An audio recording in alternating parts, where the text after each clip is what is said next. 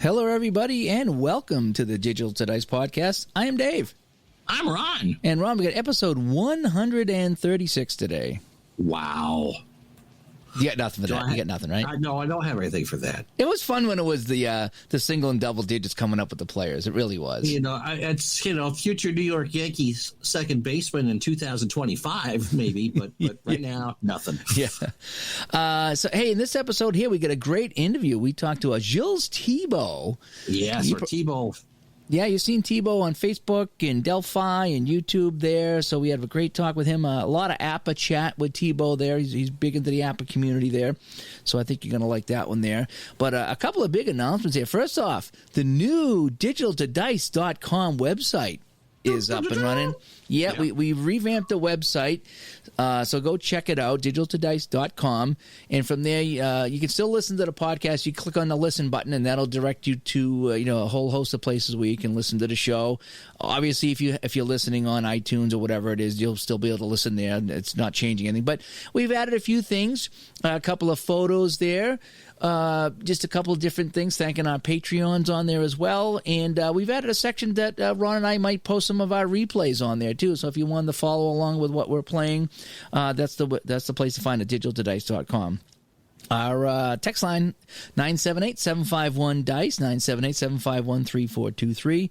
The email, as always, digitaltodice@yahoo.com. And over on Facebook, facebook.com/groups/digitaltodice. All right, so without further ado,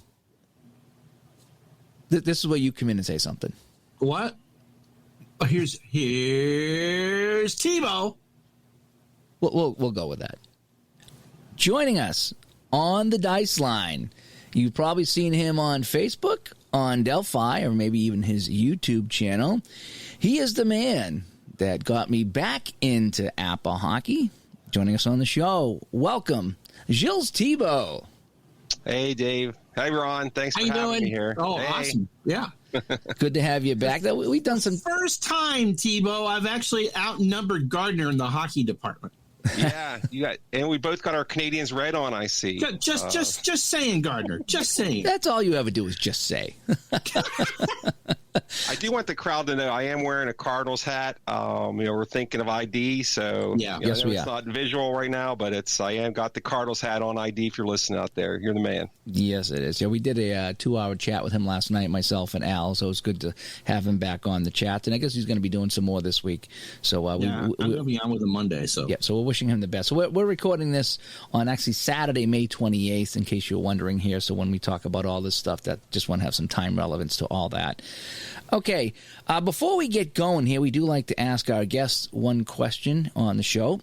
And I have a twist today. Ron, I have a twist, okay? Uh-oh. You have to pay attention? I'm going to give Thibault a choice of question A or question B. Ooh, kind of like Ron's Let's Make a Deal, huh? Dumb Dora is so dumb. Do you want the canned squid? Or? I'll take B, Dave. All right, question B. Question B is, if you could go back in time and change any sporting result, what would you change? Like a single event or like a series, you think? If you could go back in time and change a sporting event, whatever you think. This is your magic wand right here. What would you change?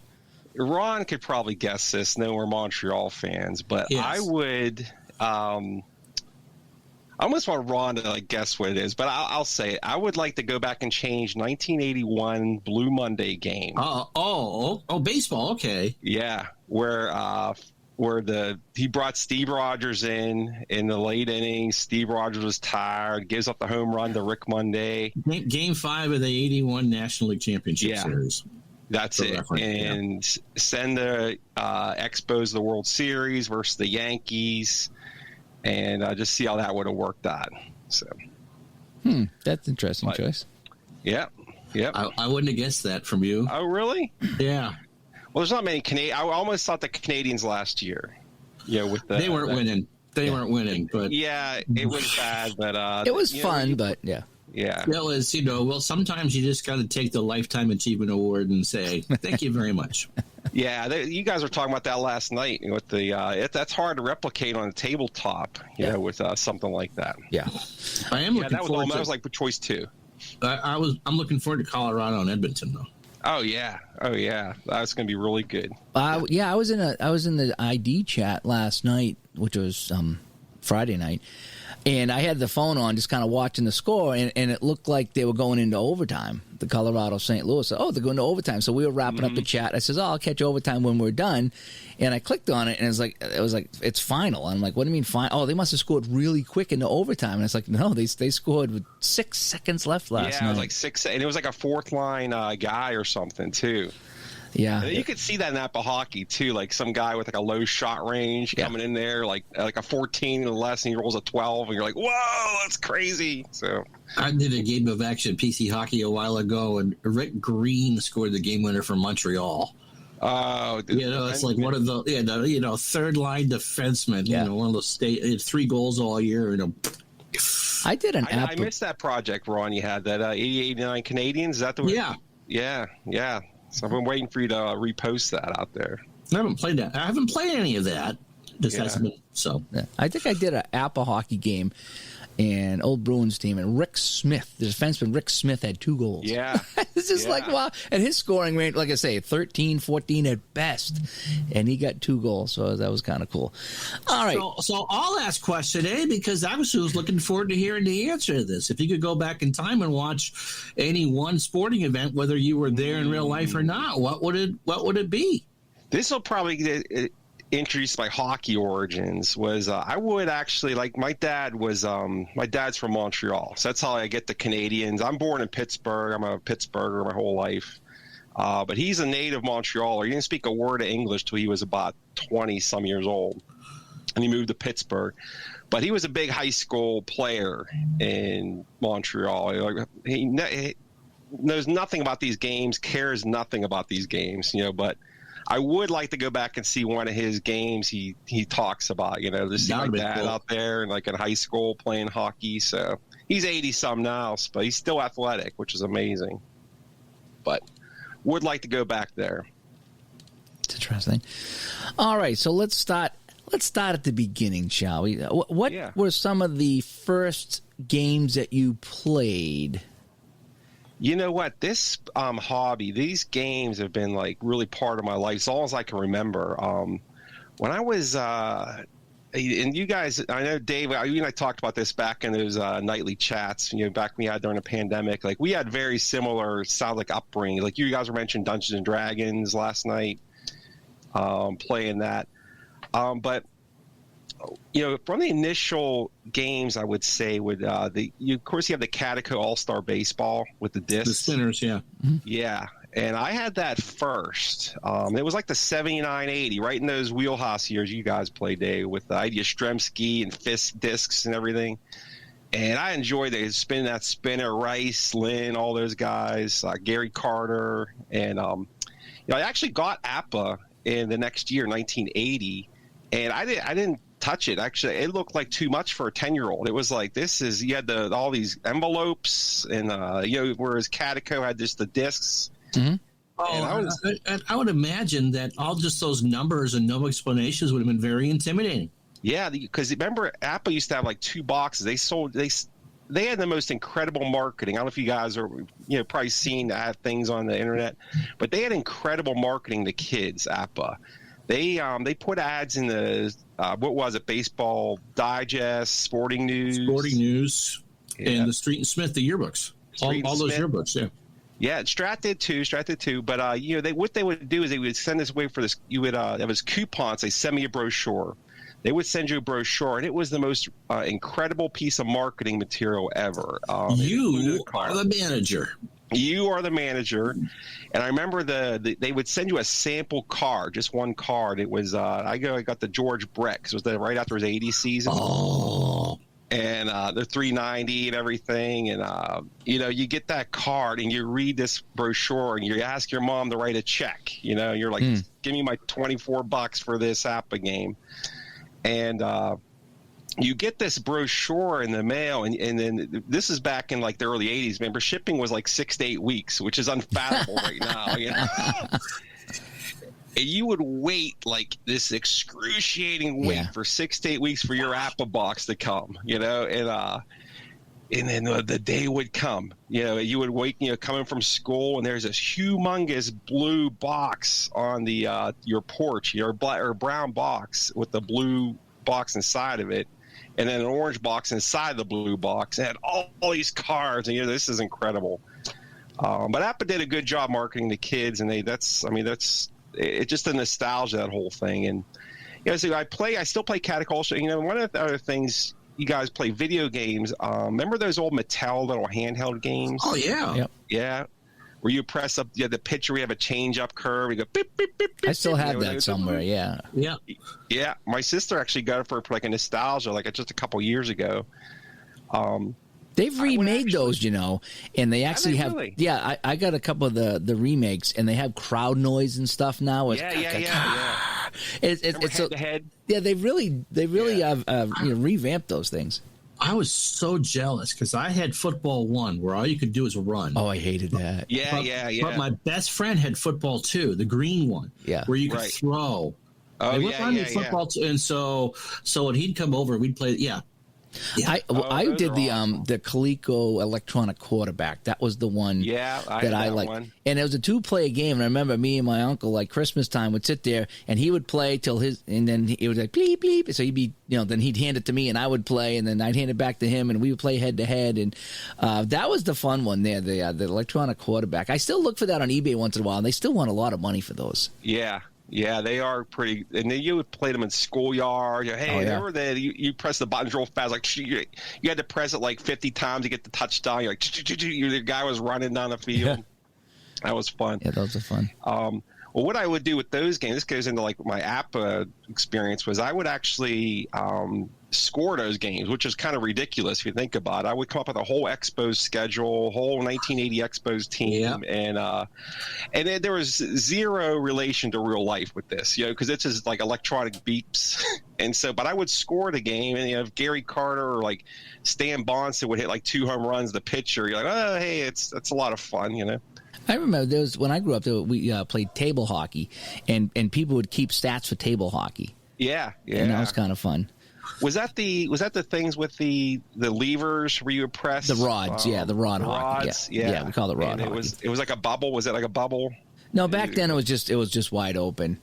It was just called rod hockey. But back in the day, they didn't have the bubble. I had the baskets, which was the you shoot the levers. Basketball one? Yeah, the basketball one. Yeah, I had that. Yeah, and it came out and the box warped. So we had to put magazines inside the box to make it level. And it's an audio show anyway, but I'm sure I still have scars on my chin my best friend was a Laker fan and I was a Celtics fan. And so it was always the Celtics versus the Lakers every time we played.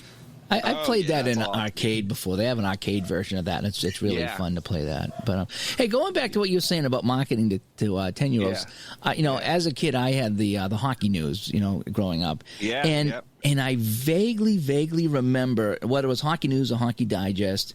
I vaguely remember seeing Stratomatic advertisements, and as a 10-year-old kid, knowing nothing about it, when I saw the advertisement for Stratomatic and the font that they used. I had no idea what it was, and it just, I looked at that and it's like I'm thinking like zeros and ones and blips, and I'm like, why would I want to play a hockey game like this? I mean, I'd rather play my tabletop rod hockey game, or even at the time they had Atari and Intellivision, which was video game. But I remember seeing the ads for Stratomatic, and my initial thought was some kind of a. It wasn't. I didn't think it would be cards with players' names on it. That's not how it came across to me in the ads. Yeah, I don't think they showed the card. APBA showed their card, but Strat didn't. They just showed that pitcher pitching. I don't know if they even showed their card. They might have in some ads, but yeah, it's hard to know what this is all about when you're reading it. Yeah. I mean, I'm a young kid that had no clue that anything like this existed. And I wish now I had bought it back in the day, but at the time I envisioned in my head what it was, and I was like, why would I want to play a Strat? I mean, I had no idea that it was rolling dice and looking as you play the Strat hockey. I had no idea it was that. So anyway, yep. All right, so you're doing the APBA stuff here, and I take it you've played every APBA game, right? Yeah, everyone except the older ones that they're kind of defunct, like the horse racing and bowling. Those are in the boxing. Those are the three I haven't played that aren't made anymore. One other game I wanted to mention, you guys, when you guys were talking about wrestling too last night, was when I was about 12. I was really big into like the WWF and the ECW. Pro Wrestling Superstars, I think it was. It was like a dice game. It was like a 2D6 where you got all these wrestlers. There was a piece of paper, and Roddy Piper, Abdullah the Butcher, and they had like their trick moves. Everyone had their trick moves, and that was a lot of fun too. So that was basically just been in. I even designed my own hockey game. My idea was making this game. I even made it when I was like 12 years old. I tried to get my dad to play it with me. It was kind of like really simple, but he wasn't interested. He's like I said, he didn't understand these games, but it was fun. It was just a hockey game I came up with. It was just a good time. So, what was the first hockey game you played? Was it APBA? You know what? This gets into like me getting back into APBA, because I got it when I was 19. When I was 10, I never played it much. But when I went to Pitt, it was 1989, 90 in that area. At the student union there was a group of Strat hockey players. And it was a pretty big group. There was probably about 10 of them. And like every day between classes, they were rolling. They must have been doing some kind of like co-op Capitals replay. Because they were really? It was really wild. Like all you hear was Capital players, Pavanka, Bondra. It was right in that era. Like Michael, who was the other good scorer on that team? Real good scorer on that those Capitals team. Strat hockey was one of the 5,000 reasons I flunked out of college. But I heard it. Yeah. When you mention that, Ron, I always think of those times there too. But these guys were having a blast, and I never really got into it. But I was saying, I had APBA before. Let me pick up APBA again. So that's when I bought the baseball game again, and just took off from there. This is probably like when I was in college, and then I took. We played some 1990, 89, 90 games. So a friend of mine here in Pittsburgh, we did a co-op also, like the American League East. And, of course, folks get away from it for a while, like for when you get a job and you get married and trying to go to work and everything. So I actually took like about 4 or 5 years off of playing games. And I was playing this mostly – I was actually playing real golf mostly. And then I really got back into it. My son, 2002, was born. Because when I was having a good time, my friend, going out after golfing and everything. But when your kids are born, you can't like really go out in corrals like you used to. You're kind of in your house. So I said, let me pull out my old APBA game. Last season I had was 1996, and I've just been going like full bore since then. With, like all the games, you saw my collection on the videos. I mean, it's been going fantastic. This is a great part of my life, actually. So is that what got you in the steroid league? Is the first thing I remember reading that with your name on it. So talk about that. That's an ongoing project from. Not many people replay the late 90s, early 2000s. So talk about that for a minute. Yeah, most definitely. Actually, this goes back to, we were talking about full season replays. I've actually been able to keep, I'm looking back on my pennants here. I have 1, 2, 3, 4, 5, 6, 7. I'm about to complete my 8th full league replay. That's like every game I've played of the whole season. And I started I played 94 National League and played it through even all the games missed on the strike.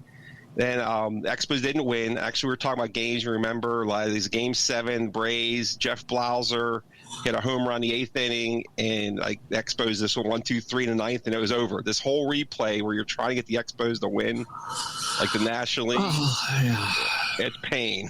So I just played that, and I played 93, and I'm like, well, every time I want to sit down and play dice games, I want to play baseball from this era. And I like to do full season replays, so I set a goal for myself. This is probably, I may not have survived to see the end of this thing, but my goal was to replay every season from 1987 to 2003 baseball using APBA Master Game. And it's actually, I've played 93, 94, and 95. How long does it take to play a whole season? I mean, these APBA games are not quick play games by any means. Yeah, what it is, it takes me about 18 months to 2 years. Now, this last one I'm finishing up 87 right now. It's taking me like 3 years, just because I've been really like we're talking about the golden era of gaming. Like I've been getting in, plus you guys, like I just, starting to watch YouTubes and things. You guys got me into like other games and trying out other games, and just, I don't mind it at all. I mean, my pocketbook probably doesn't minds it, but have you ever been like quarter season, mid season, 3/4 season, and had the luster come off? And how do you, because we talked about that, having the projects go south or something happens. How do you handle that? Yeah, thing with these full season replays is it's not for everybody. I should start out by saying, because it really. You spend a lot of time with the same exact cards all the time and same teams. And I did that in 1994. That was really hard to finish because it seemed like there was endless Cubs and Marlins game at the end. Like that would mean nothing. And it just felt like an endless stream. Here's another Cubs and Marlins game. That means the full season replays I've tried to get derailed because it's the Braves and the Pirates or the Braves and the Padres. Like there we go. Yeah. It's again and again. It's really tough. So you almost have to find your own storylines with it to get through it, Dave. Like you almost have to look at the stats. Say, okay, well this guy's trying to get 100 RBIs. Let's see how he can do. Or this pitcher's like, for example, in 1987 American League. That card set is really, it's not a really well-carded card set. The offense is way overloaded. It's like arcade offense. But Ken Schramm of the Indians almost had 200 earned runs allowed, which is crazy. Holy Anthony Young. So it was just fun seeing this crappy Indians team with like 100 losses and this Ken Schramm. It was really exciting. Like, this guy give up 200 earned runs in a year. And it was exciting. They are pretty hard to do, but I tell you what, the reward at the end of those replays is amazing because you basically like recreated like reality. You've totally like taken a whole year and done something totally different with it. And like the hardest one to complete was 93 because two teams ran away with the division, the Giants and it was a team in the Phillies. And you're looking at their cards.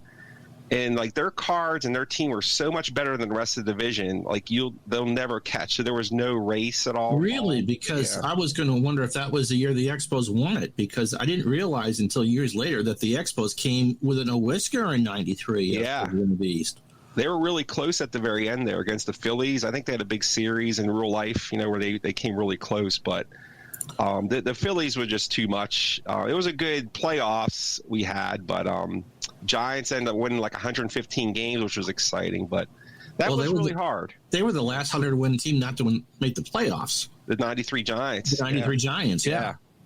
Yeah, they were they're really good in APBA, but these projects, they're not for the faint of heart, I should say. I mean, but the reward is amazing. You kind of have to like grind through it, and it kind of almost you have to discipline yourself with like what I was doing. My very first replay complete was 2006 American League every game, because from 2002 to 6 I was kind of doing what we most of the folks do in the community. I was just kind of playing one-off games here, one-off games this season, maybe little small projects. That's about it. Like maybe a playoff series. That's like that. But I kind of got to the point where I was kind of tired. I was starting replays and quitting them, which is a very popular thing in our community. Very common. Yeah. And that kind of left me real empty. Like, I would start, like I would play 20, 30 games of a replay and just quit and go to another season. I was just sick and tired of it. I'm like, I'm going to replay a whole season, hell or high water. And this guy, he just passed away 2 years ago. You guys may know if you read Adelphi. His name was Keith Russell. Oh, yeah. Remember Keith? He was a troublemaker on Adelphi. Oh, my gosh. Yes. He got kicked off of the APBA forum for starting, fight. He would start fights with people, online battles. He probably knew APBA better than anyone ever created an APBA card, because he would play every one of the. I mean, it didn't matter if you were in the last week of a pennant race. If someone hit their 503rd at bat, then that was it. He wasn't playing them. But don't you play to win the game? No, I want that. So as far as how the cards worked and how the grades worked, he was great at get that. Right. But he is not a guy you'd want over for dinner. For dinner, right. He was a troublemaker. But you think about this guy, he claims to have replayed, it was something like, what was the number, Ron? You probably, it was like, it was seasons. An obscene amount, like 100,000 games or something like that, yeah. Yeah, he claimed he replayed something like 20, 30 seasons, and people doubted him, and they said, you didn't really do this. But he sent me his formula, actually, of how he completed one, and I applied it to what I was doing, and it really, I believe it. Actually, after using his formula to replay a season, which basically involves like just playing games and trying to minimize, being very efficient with your scoring. For example, like I'll score 4 games on one sheet of paper, and I'll just write the lineup one time on the left side on like graph paper, doing it horizontal. So if you think of like you turn a piece of graph paper around where it's like horizontal, like it's the wider sides at the top. Mm-hmm. Like you could score 4 games that way. So you just go from a game to the game to the game, and you're not writing a lineup out again. And your ratings are right in front of you. So you have he played basic. He played basic too, right? Yeah, he played basic, and he wouldn't do stats until after he replayed a full month. So he would play the entire month of April, not even worry about any stats at all, just keep his score sheets.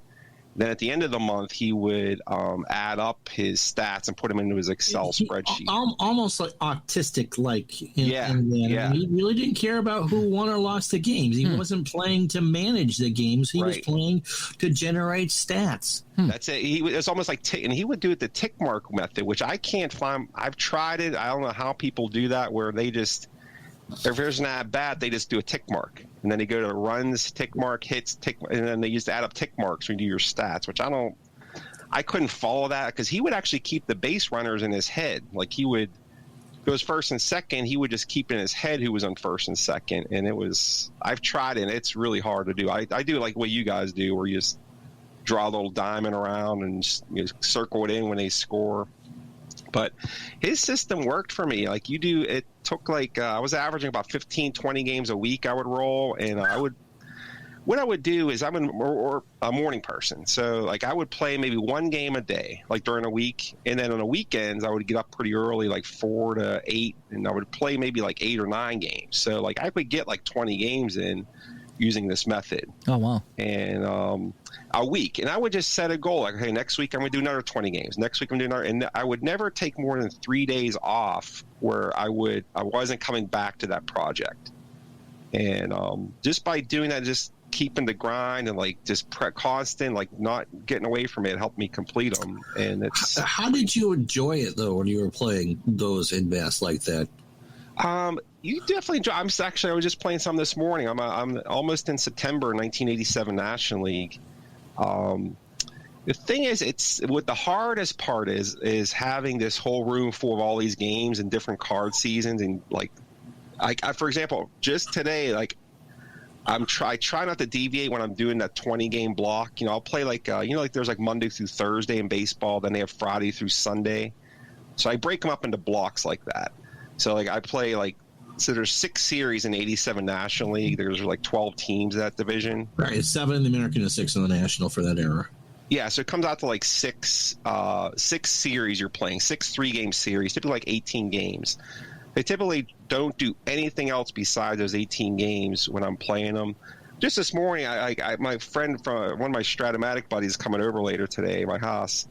I couldn't resist pulling out Strat. I was listening to Replay Gamer talking about his why he loves Strat. It was just sitting underneath my desk. I just pulled out the Diamond Gems and started rolling a game of 98 Padres, 86 Astros. I just grabbed 2 teams because Replay Gamer was talking about it, and he loves Strat, and he did a really good video on why he loves it. And I would love it. And like all these games, you guys were talking about that last night. I was having a blast playing this advanced Strat game just now. I was thinking about you, Dave, doing the 86 Red Sox and just having fun with the Strat. But you got kind of to complete these long-term projects, you have to really kind of be focused on it. And it's not for everybody, it's not. But the best thing is you get these rewards at the very end of the season with the batting races, the home runs. These are things you created. This is like, I did this whole thing, you know? Right. Hey, let's back up a couple years, maybe even 3 years now, when I first started playing APBA, because it was, I think APBA Chatter sent me the hockey version of the game, the older hockey version of the game, and a couple of teams, 4, 5, 6 teams. Yeah. And then another package comes in, and it's you sending, so the baseball guy sent me hockey, and the hockey guy sends me baseball and football. Yeah. And so there I am. I'm brand new to APBA now, and so I'm getting used to reading the card, because I started with Strat first, and then I played some quick play games. So going to APBA, when you look at the card and get a number, and then you go to the book, that was very new to me. And the people who played APBA for 100 years are probably laughing, but think of the first time you played APBA. It's like I roll the dice and I look at the card and I get a number. It is the reason why I didn't play APBA in college. I was introduced to another friend of mine had APBA. And after playing Strat, where the results are all there, like, what do you mean 55 is 8-? Yeah, I still will. What the hell? I still sometimes read the dice roll and go right to the chart, and I skip the card, because it's just that second step is just, I'm still not used to that yet. Once I start playing the game, then it irons out. But I do that a lot. I get excited. Like, I roll for a shot in hockey, and then I look at the dice roll for the goalie, and sometimes I skip the goalie card and go right to the chart, and then I catch myself. So, no, I got to get the number from. So it's very different that way. So it took me a little bit, and I got the hockey to work a little bit. It's like, okay, this ain't bad, but I'm not ready for that yet. And then when I got the baseball in from you, I was like, this actually works, but I'm not quite ready for that yet. And then I finally watched Ron says, hey, go check out Thibault's video on hockey. And just the way you presented the hockey, and I think it was the ODAI in hockey that I was getting hung up on. Again, back then, and we talked about this last night, ID brought up like maturing as a gamer. And early on, I was like, if I didn't get it right away, I got frustrated and I had a hard time in the game. So looking back, I didn't quite get everything right away, and the ODAI I had a problem with. I was like, what is this, and whatever. But then just how you laid it out in your video, it just made sense. And then you went over like a couple of sample plays, and I followed along, and it made sense. And then I pulled it out and tried it again. I was like, holy cow, this is really not as difficult as I thought it was going to be. So talk about maybe those hockey videos and what got you into making the videos. Before you answer that, it's one of those things that I saw that you did it, and I turned it on, and within 30 seconds I go, Gardner's going to love this. He's going to pick up right on it. And so really was kind of instantaneous, like, oh yeah, here comes Dave. So yeah, I mean, my intention with that was one of my Strat buddies suggested I should do something about APBA, because he knew I knew that game really well. He's like, you should try to do a video on that. And I actually intended that video to be like a total, like a beginner, like no one's ever seen APBA before. That was kind of my intention with it, and to get out and just try to be as thorough as possible, because we all know those instructions leave a lot to be desired. They're awful. Let's put it this way: they're awful. I've revamped. We had Mark Zarb on, and he was so. Yeah, Mark and I've met him. He was at one of the APBA conventions. We hung out for a bit. He was watching us play some APBA football down there a couple years ago. But he's a good guy. So, yeah, I love his football stuff too. Oh yeah, he does some great stuff. But with the videos, I'm not as like tech savvy as you guys with the streaming. I have a kind of an older laptop I use, but I was. Off work, or the ubiquitous like between jobs, people say, and for 6 months back in 2017. And it was actually probably the greatest 6 months of my life, because I got to finish a 1980 NL replay. I kind of took a break from steroid era, and the Expos finally won a replay of mine. They beat the Astros. But I had the camera. I started looking a little bit at YouTube, and I think I was watching. It was Al. It was Al, Red Sox fan. I was watching some of his stuff, and then I did these little tiny snippet videos of the APBA Master Game, and Al was the first one to get to actually reach out to me. He came out and said, "Hey, these are great videos." He's like, "How'd that game work out?" Because I didn't do the whole game, and I was like, "Wow, this guy's really interested in these videos." He would tell me about his Fran Tarkenton football. This is all in the YouTube comments. We would chat, and that's what kind of got the ball rolling on the videos. Yeah, and me too. It was Al. Al, was it Al? Yeah, it was Al. Yeah. Really, I mean, he does such a good job with like reaching out to like the new people in the community and all that. So, so I just got into that. You know, the hockey, I could tell you, it's kind of an interesting story about like this collection I have. Like that's kind of crazy. You're a kid, you don't have a lot of money. You know, you're like a teenager. You know, you have caddying. I was like you don't have a lot of money. And when I graduated college, I was a poor college kid. I had a crappy job right out of college. I wasn't making a ton at all. But I got my first real job, and finally with a paycheck. And I remember getting this paycheck, and I remember getting the APBA brochures every year. And you see all these seasons and BBW games you want to buy and all this, and I didn't have the money for it. And I got this paycheck, and it was like $600. It was like, to me, that was like $1 million. Yeah. Like you go from nothing to having $600 all in your name. Oh yeah. So what does a card and dice person do? They go right to the APBA brochure. I start checking off boxes. You know, I'm going like, okay, I want the hockey game. I never played that. I want the baseball master game. I want this season. I want that season. Get this big box, and the hockey came in it. This is about 1995, 96, right when the hockey game first came out. And I played 95, 96 Canadians replay, but I was I was more into like almost like what they call when you put like players. Imagine like when you put like I wanted Doug Gilmour, for example, like Doug Gilmour. Like a fantasy or draft or whatever, yeah. Yeah, you want your team to have these good players also. And so I put Doug Gilmour on the Canadians because he had a great face-off rating, and he was a decent. I decided to love Doug Gilmour, and I was really jacked that the Canadians got rid of John LeClair at the time. Remember he took off with Philly right after he was kind of mediocre with the Canadians, but then when he went to Philadelphia, just those two overtime winners in the finals, yeah. Yeah, LeClair being the pride and joy of St. Albans, Vermont, I was always been very. Yeah, Marmaduke was his APBA card nickname. I don't know how you get Marmaduke. It just said Marmaduke. The big. I guess because it was a big fan. I don't know why, but that was. I don't know. Maybe you like Gilbert Dion, but I did not. But he had like an incredible shot range of like 30 some or whatever, and this is great. The Canadians were kicking everybody's butt with this 95, and plus their goalie had the same last name as me, which was awesome because then you can Jocelyn, Jocelyn Thibault. So I'm like, save Thibault. Like all night, I'm up in my bedroom, my parents' house, like. Thibault's so awesome. Like, won't he ever leave the house, honey? Save Thibault. Yeah.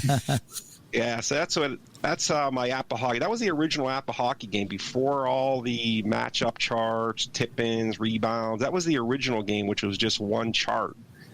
And it was a great game back then. I played maybe half of that, probably like 40 games, and then I went on other things. But yeah, that was it. That was my start with hockey, and they redid the charts. Probably I'm going to say about almost 10 years ago now with the new boards, and we play the APBA convention. There's also a tournament with that, the hockey game as well. I just wrapped up. I didn't make the playoffs, but it's a tournament they run every year. It's actually all run by Zoom and Skype, where you play It's kind of awkward with the Zoom Skype. It's more fun. I've played some of it face to face. And we play some down in Convention at Atlanta, but it's a good game face to face also because your opponent rolls a good roll in the shot range, and you can answer with your dice. You can answer with your goalie roll. So yeah, my issue with playing head to head is I've reworked that APBA game so much, and I got it moving, and I absolutely love it. But there's a lot of Dave, and there's a lot of Mike Berger, in this APBA hockey game that I play. So if I played head to head with somebody, it would be weird because I don't think I could do it just because I play it so differently. And I don't mean I've changed any of the rules of the game, but just when it comes to penalties and assists and a few other things like that and dump-ins and stuff, I've got it flowing, but it's kind of my way. So if I sat down with anybody and tried to play the actual game, I probably couldn't play the actual game because I have too many of my things in the game that make it work for me. Yeah, because it's just that the manual is a disaster. But I've got between your video and a couple of the videos, it clicked for me. I got it working. I dug into the rule book. I made sense of it, and it's been better since. But so I appreciate you doing that though, because that and I encourage people to make the videos like that, because if there's 100 videos on something, your video might be the one that strikes a chord with something. It's kind of like a teacher in school.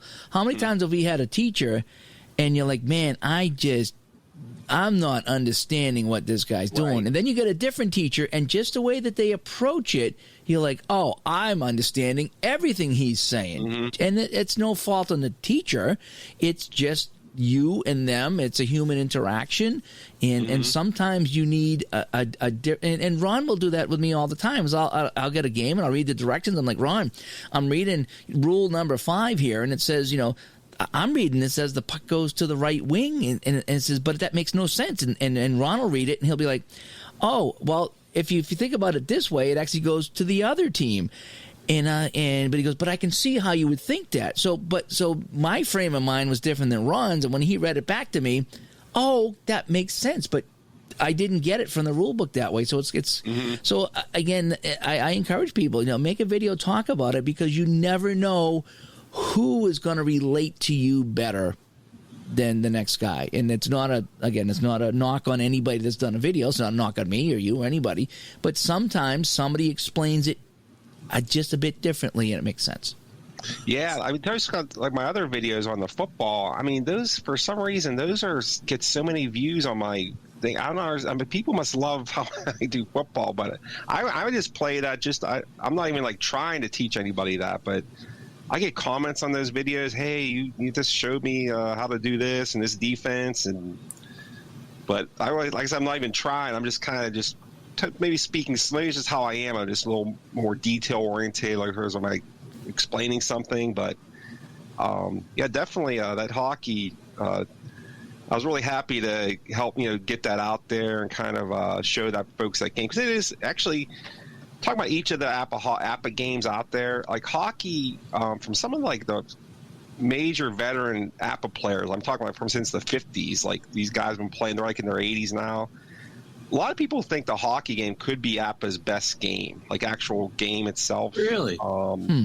Yeah, it's actually pretty positive. This is on the convention, just because of the drama factor of it. I mean, there's so many dramatic roles in the hockey game where there's tip-ins or rebounds or checks, and especially on the shooting. So think about so many shots. If you have like 70 shots in a game, that's 70 exciting rolls. Right. Whereas a baseball, you could have like ground out to second, ground out to short, fly. They're not super dramatic. But hockey, you got drama, especially if you go to an overtime game in APBA hockey or any hockey game. You have every roll. The game could be any roll. Yeah. Even the face-offs. You know what I mean? Who gets that puck off a late third period face-off? That team has a chance to shot. The other team really doesn't. Yeah, it's a guy that came up with. I think his name was Connell. He came up. There was the old DOS game. I know you showed that on one of your videos. It was a disaster also. Oh my God. Yeah. That game was a disaster. Imagine paying $50 for that back in 1990. Oh, I know, but hey, that's all we had back then. Yeah. Ron, that was like probably high. I know. Switching gears for a minute. Yeah. You play your steroid league as a master, APBA master, right? Yes. So talk about, for people who may not be familiar with the master game, because to me, just my luck, because I played the basic game, but the master game looks to be clunky, I think. I'm with you. At first there, but you obviously have it down, and have probably played the better part of at least 1,000 games that way. Oh, over 10,000, yeah. Over 10,000. Yeah. All right. So talk. If someone is curious about how to, the differences.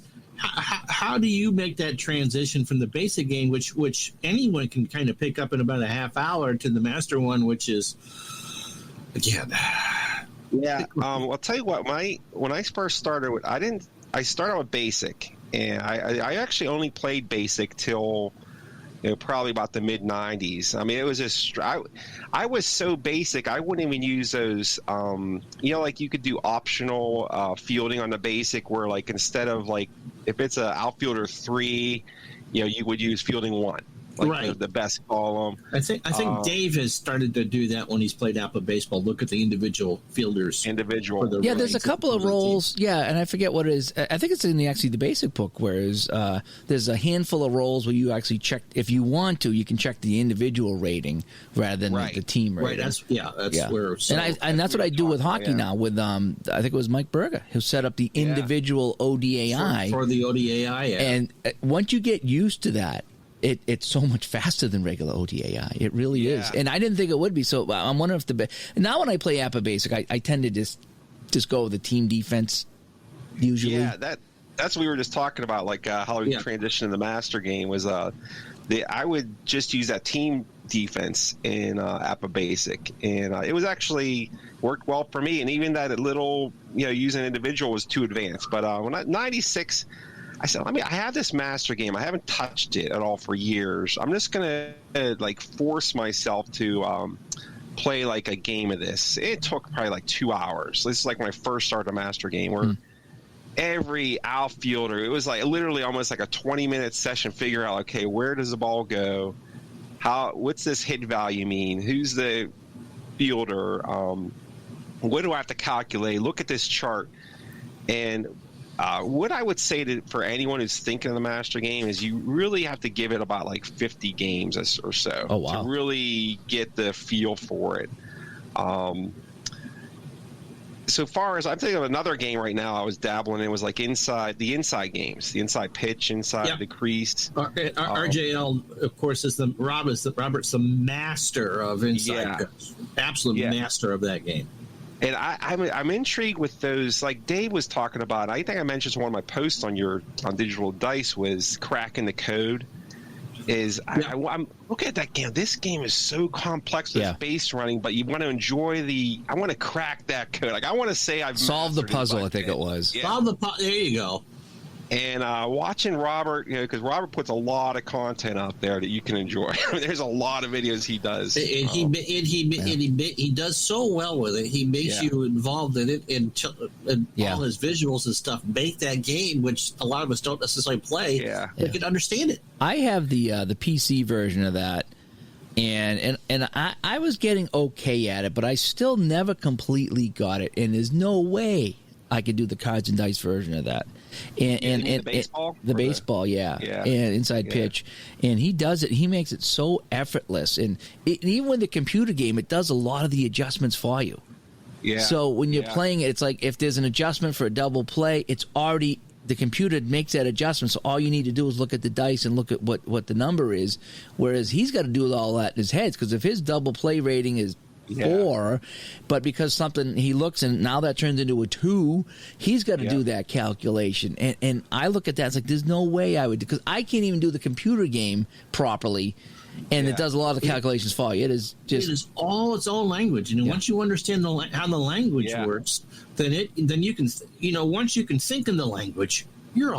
Yeah, I tried to play a few videos online, and people were just pointing out all the mistakes I was making. And I made sure to say that this is my first few plays with this, and don't look at this as a tutorial. This is me just kind of learning it, trying to iron it out.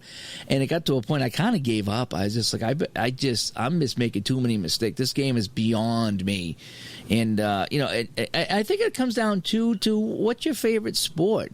If you love baseball, then you're going to love a game like this. It's complex. Or maybe even love the master game. Because I looked into the master game for APBA, and I watched a few videos on it, and people are like, you really gotta like baseball to play this, because this so for me, it would a hockey game I'd be perfectly fine with that detail, but not so much baseball, maybe not even so much football. I like football, but I don't know how crazy I want to get with football either. And the other thing, and this isn't a knock against APBA, it's just how the way that Strat-O-Matic does things, is that in Strat, when you sit down at the table, you can mix and match all the different rule sets.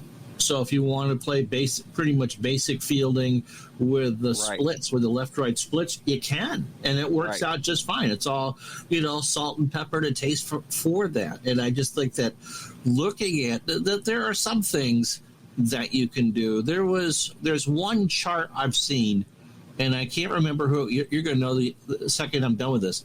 That basically took the basic grade, and if you do the master grade, it took it down to you roll the blue D6, and so it's passable for, let's say, a grade 8 pitcher, or even a crappy D pitcher. If he rolled a 1, he was going to be a C for that batter. So it was possible for a D to stop the 9 hitter. Yeah. And so it took the grades from 1 to 30, and there was so if you had to measure, rolled a 7, 8, or 9, you could, depending on, you could change the grade of that pitcher. Yeah, the APBA games, yeah. I mean, the APBA games are very tweakable, as you know, Ron. Like, people make... and I wish I could think of what that was, because it was great for that. Yeah. Yeah, there's a Merino boards, these OZ boards, a couple different boards. D-Val? Was it a D-Val invention? D-Val, D-Val League, Delaware Valley, APBA League, the Moore charts, all kinds of different hybrids. I'm actually like more of an out-of-the-box guy. Like, it's kind of funny with these APBA games, like talking about hockey and tweaking it and things. It's almost like these APBA games are the instructions are almost like a Torah, like the Bible. Like, I'm not going to deviate from this at all. Right. And that's how I get with the master game. And if I don't tweak it, I just play it the way it is. And talk about like getting used to it and being clunky. That's actually, I could probably play it like in 15, 20 minutes. Yeah, I mean, obviously, if you've done 10,000 games of that variety, there's nothing there that's catching you up. No, it's very you can start to memorize like, for example, like if you have like a runner on first and you roll like an 8, you get a play result like a hit, like a single, like an APBA. It's always like a single to left, if it's like a regular hitter. So, and it's very unlikely that guy's going to go to third. So, it's just first and second. So you're not thinking of extra rolls. When you get those hits to the outfield, there's a formula. So you look and get that hit value. You subtract the outfielder's arm. There's a number. Then you add the guy's speed. So that's like 3 numbers you're at. Yes, you are, but you almost have to like enjoy math too to like the master game. And I was always a big math person. So you really, if you enjoy math and love baseball, you'll like the master game. But it just takes some time. Yep. Like anything, and it's like this inside the pitch. I'm like fascinated with. I want to crack this code with this game. I think I finally got it with that base running, but that's the one thing. Even in the computer game, I can't get the base running down. It tells you what it is, and I'm looking at that. And I've had people give me 2 different answers, and so for me, it's just I still play it once in a while by myself in a computer, but I find that the Strat PC baseball is fine for me, what I'm looking to do, and then I alternate between Strat, APBA, and sometimes payoff pitch, or maybe even what's that other one there? The Pocket Pennant Run. Pocket Pennant Run. Yeah, that's a nice, fun. That's a fun baseball game too that I really enjoy playing. I play a lot of those offline there. Yeah, I play mostly all. I haven't played that one yet, but you guys said some good things about it. It's a nice compact game. It really is, and it plays pretty well. And from what I understand, the stats come out pretty good once you play that. Hey, so let's talk about some of the. You were talking before the air about some of the. What are they? The tournaments, the gatherings that you do with APBA? Yeah. We have since back in 2005. There was a looking on the APBA website at the time, and there was a convention. They said they had it every year. It was in Lancaster. Actually, Lancaster was the traditional home of APBA. It was where the guy who invented APBA or created APBA, Dick Seitz, he started the game company in 1950 or whatever in Lancaster, Pennsylvania. So every year there was a gathering at where they created the game at a local hotel, and these guys would play a tournament, like a big baseball tournament. Usually it was probably about 50 to 60 people would participate, and they would talk APBA and talk about the history, and we would play this big tournament on a Saturday. We rolled 10 games, and it got pretty big. So they would alternate. They actually had the one in Las Vegas in 2006. I went to that. So starting in 2005, I've gone to every one since 2005. I met a lot of people in the community, and people you might have heard of, like, for example, Greg Sovan. He was 2008, the guy that made Fall Classic Baseball and Field Day and Play Ball. Valhalla, I think, is the most underrated game ever. Roster card, yeah. Yeah, roster card is great, too. I love his stuff. Yeah, he was actually a commissioner of an APBA league I was in 2005 and 6, and he had just started getting into designing the games at that point, and he was asked us to play test them. But 2008, 2009, 10, so APBA moved to Georgia in 2013, and that was the first time they had the convention in Atlanta, and we go down there. It's just a total, probably the best time I could say any one of us in this community could have. Like, if you like APBA games, I mean, because on Thursday and Friday, we play all the other games. There's a big home run derby tournament. There's a home run derby feature of the basic game. That's held on Friday. There's a par 3. There's a golf tournament going on at the same time where they have the par 3 course. So you could pick any greatest golfer of all time. You participate in his par 3. It's 9 holes. It takes really fast to play. There's a soccer tournament going on, which it's mostly played online before Atlanta. And usually the finals are played in Atlanta. The hockey tournament's near its end stage, so they're going to be doing the finals there in a couple weeks. And there's even a football tournament. They even have a face-to-face football tournament going on where actually football takes a long time, as you guys know. It takes 2 hours to play face-to-face. That's if you're playing at a quick pace. I can't imagine. I mean, Ogard, who does his replays on the APBA board on Delphi, and Mark Zarb, they just produce and produce and produce. And I've looked at that game a couple times going, how do you do it and play it in a reasonable amount of time? Now, a season football replay is easy to do. It's only 200 some odd games, but it gets churned. Oh, yeah. Ogard, he's another guy. He's been to the convention several times. I've had dinner with him. He's an awesome, probably the most fascinating guy to talk to about football, APBA football. He's just from his experience of doing all these replays and cranking them out like he does.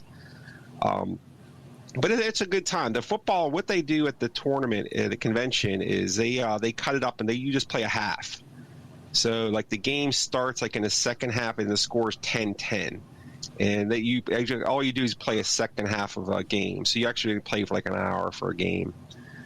And it's a good time. We have there's a dinner Friday night. You play 10 games in this tournament. Usually it's about anywhere 75 to 100 people playing this tournament. And basically we used to have a few beers. We go out Saturday night. And they usually have the finals of the tournament Sunday morning. And it's almost like a family gathering because a lot of the same folks show up every year. And I really got to know John Herson, the owner of APBA.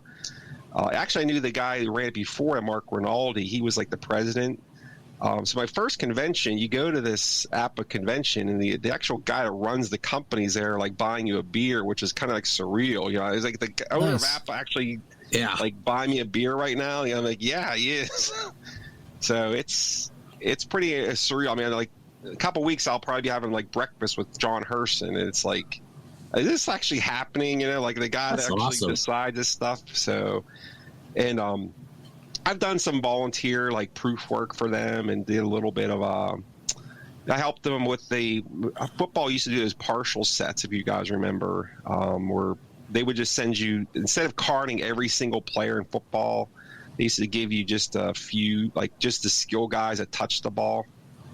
And they would send you this PDF with just the ratings on a separate rating. So I helped them a little bit with that, kind of clean it up a little bit. So I think that would be the way to go with football. And I know some people didn't like that in the whole bit, but to card so many extra people and add so much money to a football set when you don't need to, because those players you're really not checking their cards. That's the one thing. I haven't got into the football because I'm looking at that and it's like, man, it's $120 a season and I'm going to get, hundreds of cards that I'm never going to use. And so I would prefer to go the other way. I'd prefer to save money on a season and just get the guys I'm really going to need, but I know I'm probably in the minority on that.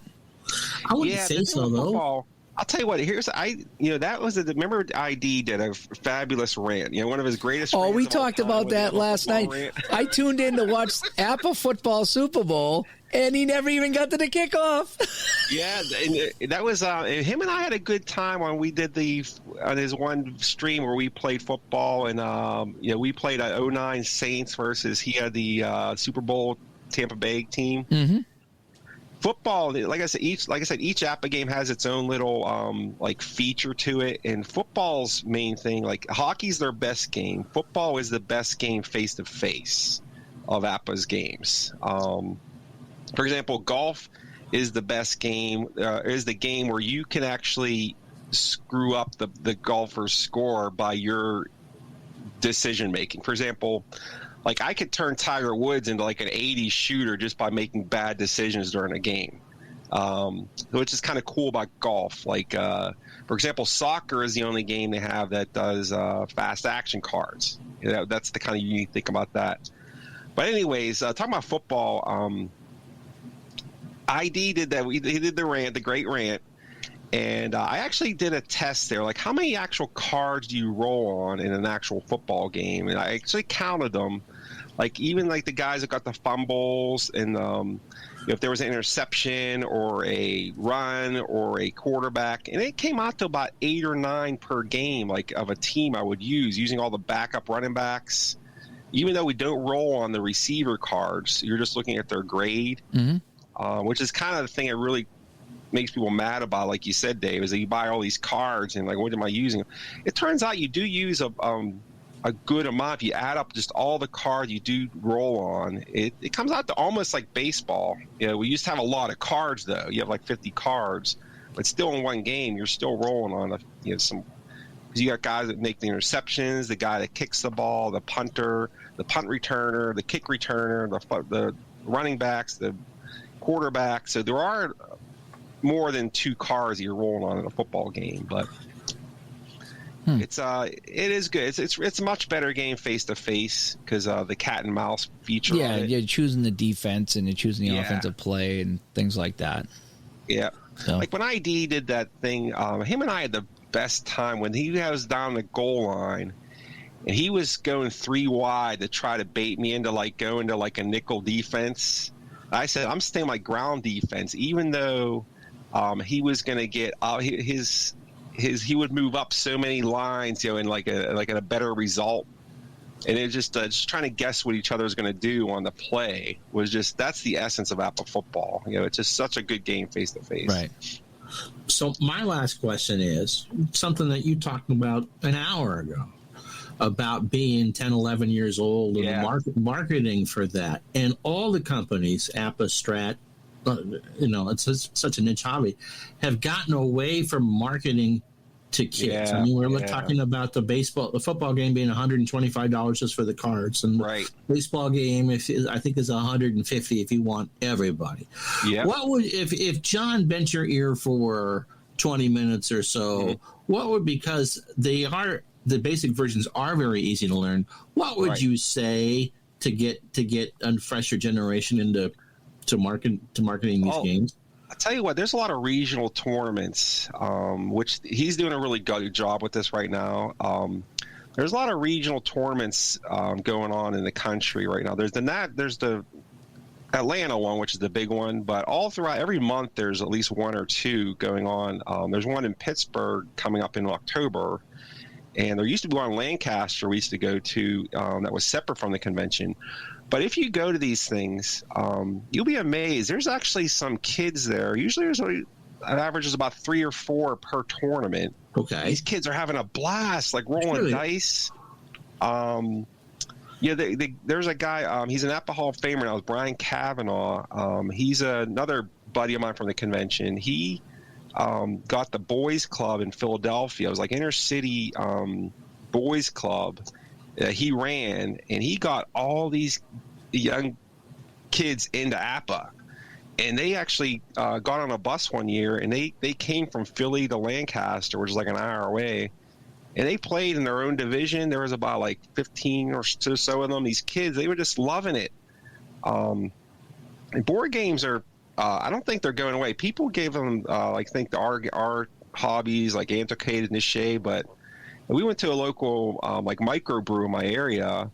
They have like games set up for like the millennials,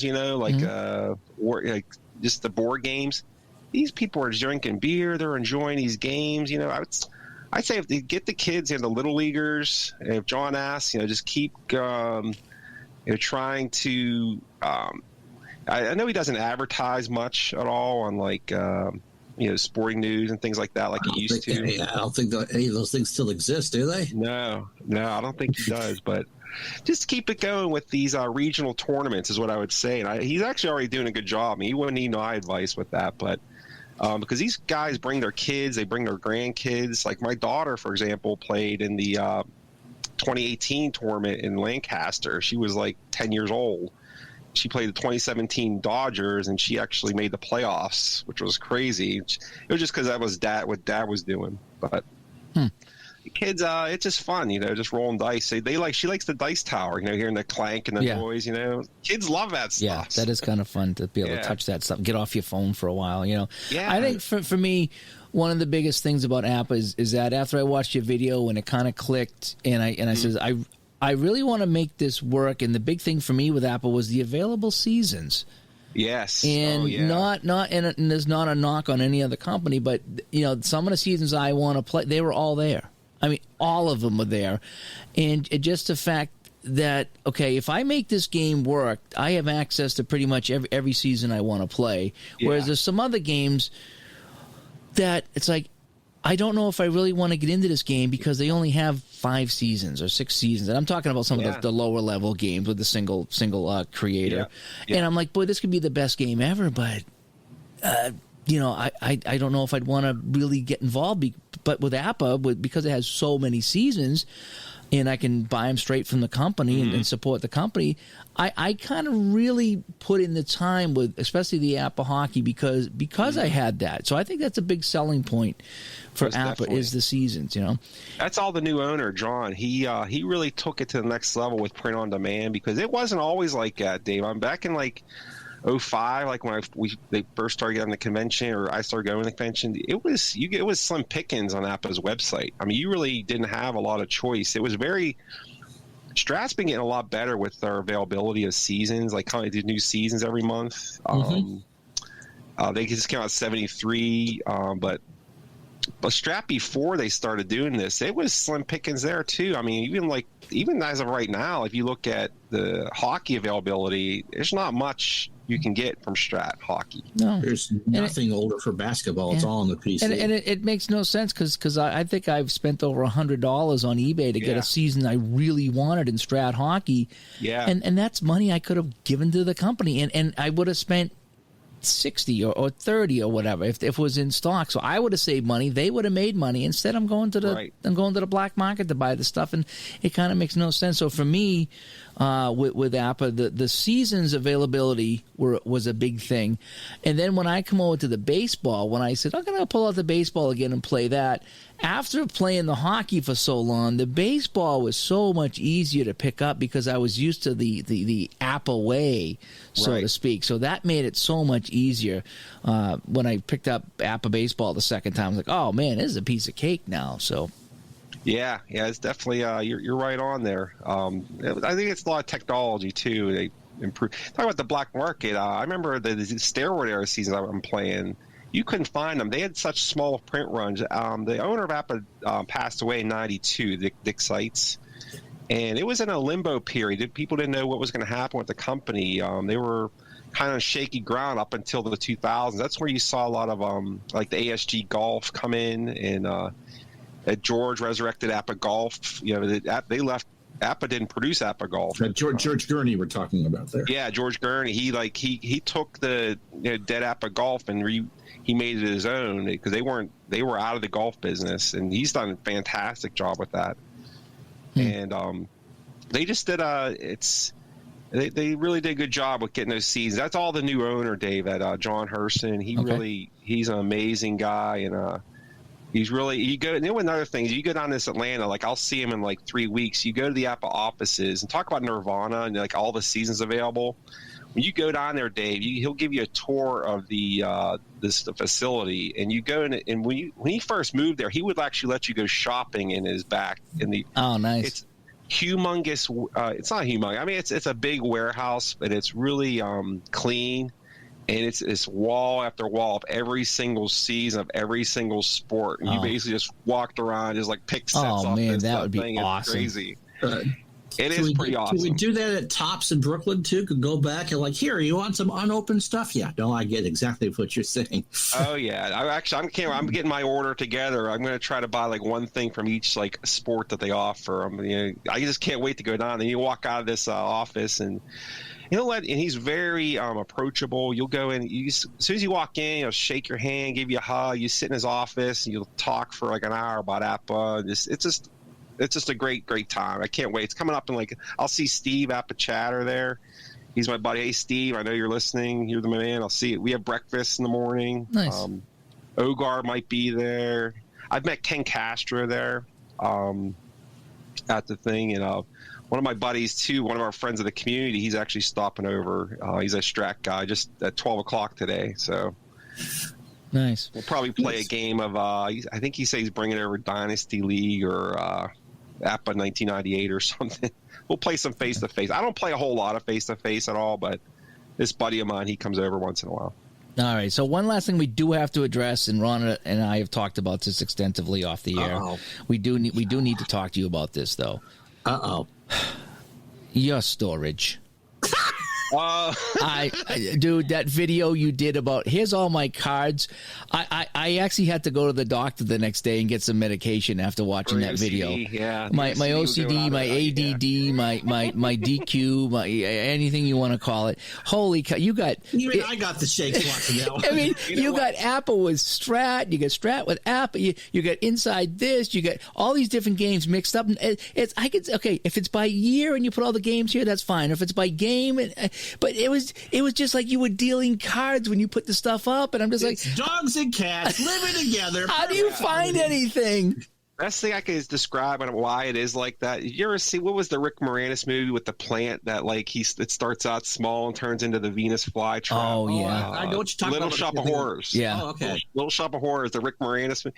That's basically what my collection's grown to because it got to the point, Dave, where I was just starting to put like 4 seasons in a box. And I would get another 4 seasons. I put them in another box. Now it's like out of control where it would be such a humongous undertaking to like kind of rearrange stuff. I get it, but I'm sitting there thinking like myself, it's like if I want to play a game of APBA hockey, I know where my APBA hockey card. If I want to play a Strat, if I want to know and they're all together, so I know if I want to play a certain season, I have a general idea where I'm going. But if I went to your house and you're like, hey Dave, pull out, APBA 81, baseball, I'd be like, I wouldn't know what. I mean, it's the Dewey Decimal System would work a little bit better than what you got, and I couldn't figure out that as a kid. Well, you know what? I'm OCD too, David. Like most of us are. I think we have a little OCD in all of us who enjoy these games, but I do kind of know where everything is. If you haven't checked it out, go to his YouTube channel and look at his gaming collection video. Flexing my APBA collection. Yes, right. Just remember, a clean desk is a sign of a sick mind. It's like it's a flea market. There's just stuff everywhere, and there's nothing in order. It's holy cow. Well, here's the thing.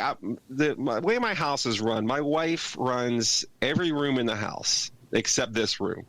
Like, she is in charge of the whole house. She puts everything where she wants it, and I have no say in it. But in this room, she has no say in my room where I put my stuff. Can you blame her? Can you blame her?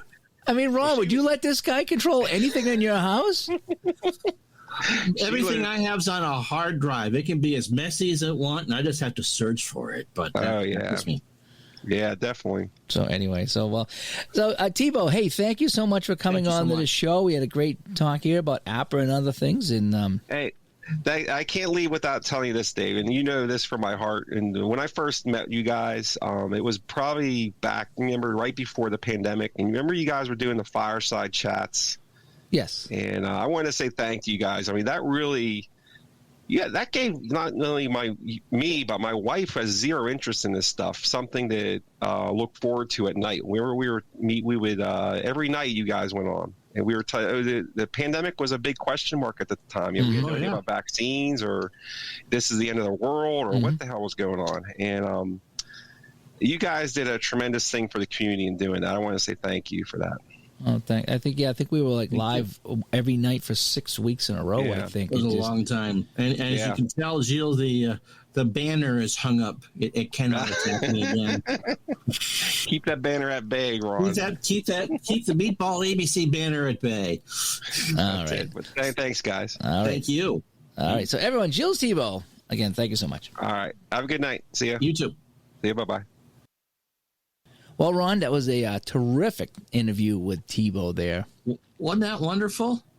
And again, just the whole start of things and the Cadco, the spinners and all that. And again, I think a lot of us just kind of get hot and heavy into it for a couple of years, and then life happens and we leave and come back. And so that was, I really enjoyed that. I like hearing the stories about how people started in the games and if they took a break and why, and then they came back to it. So that's half the fun when we interview people is hearing their story. Yeah, about absolutely. What happened. And I didn't realize how big he was into the APBA conventions and the whole bit.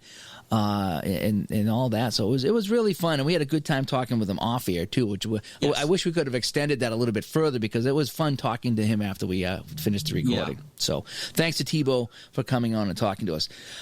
Hey, let's get to our 3 stars of the week. Absolutely. All righty. So the first star, one of our new patrons, Tom B. Woo-hoo. All right, Tommy, thank you so much for supporting the show. It means a lot to us. Our second star here in episode 136 is another new Patreon, Mark G. Mark, woo-hoo. Thank you so much, Mark. It means a lot to us for supporting the show. And our number 1 star here we're recording this on May 28th, 2022. It was our number 1 star of the week for episode 136. It is ID Jester. Absolutely. ID, we're all thinking about you. We had a great chat last night. Ron's having a chat coming up in a couple days with you, and we're all wishing you well. We want to see you back on YouTube very, very quickly, so thank you so much for that. And Ron, you got one more thing you wanted to add here. Yeah, a member of the community I believe we've lost in the last 6 months or so. If you've ever used the Pro Football Helper, that was available online. It was written by Tom Milne. He did the Shootout Hockey Helper, too. Shootout Hockey Helper, which I've used and you've used in videos, and it made it possible for me to play great games such as strategy or solitaire pro football. If you're, as we were talking about with Thibault, if you're interested in trying APBA football, it's a way to do that. It's just a way to keep score and keep stats and have it all right there. Well, Tom was the creative force behind that, and we've learned in the last few days over the folks at the Delphi boards that Tom passed away. Dave and Tom were working together, and Tom took some of Dave's suggestions to update the helper, and he did, and we wondered why we hadn't heard from him. And Tom apparently was a Royal Canadian Mounted Policeman, and his tribute and obituary was published there. And outside of Tom's great work on the computer, hockey and baseball fan too, he also served his wonderful country of Canada as well. And so Tom will be missed by sad. A lot of different people. Yeah, very sad. He stopped responding to my emails because we were going back and forth, and I was the one that suggested to add a place just to put in the final score so you could keep standings in his Pro Football Helper, and he did. And he's like, anything else? And we had some great email conversations about his helpers, and he was thinking about doing something with the Shootout one, adding a stat keeper in there as well. And then I stopped hearing from him, and I got back to him. I was like, Tom, you okay? I haven't talked to you. And then other people said the same thing. And unfortunately, I think that's where we are right now. Yeah. So a young man too. I believe he was just barely over 60. I don't know, but very young, and so yeah. But sorry to have to report that. So anyway, so let's wrap up episode 136. Yep. So by the numbers, this has been episode 136 of the Digital Dice podcast. Thanks to Gilles Thibault for coming on and talking with us today. Ways to get a hold of us, our brand new website, digitaldice.com. Go check it out. It's all brand spanking new. Whole bunch of new features on there. The text line 978-751-DICE. The email digitaldice@yahoo.com, and facebook.com/groups/digitaldice. Ron, thanks for coming on. As always. And we'll talk to everyone later. Bye-bye.